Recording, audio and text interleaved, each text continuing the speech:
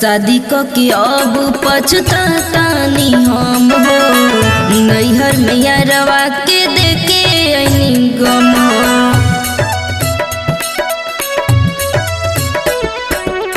शादी के अब पछतातानी हम हो, नैहर में यारवा के देके ऐनी गम हो।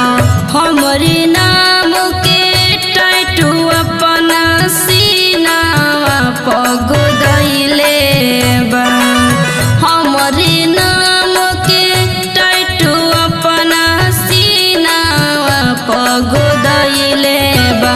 अरे जाए दनई हरवा सई यारवा जहरवा खइले बा।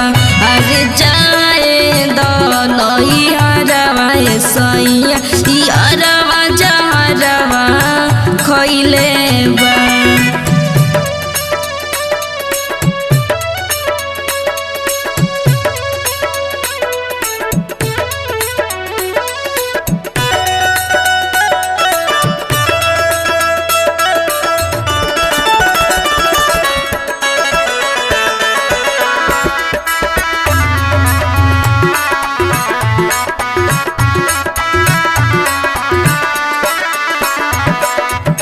जनों से ज्यादा हमसे करत रहले प्यार हो, कैसे रही हमरा बिना हमारी यार हो।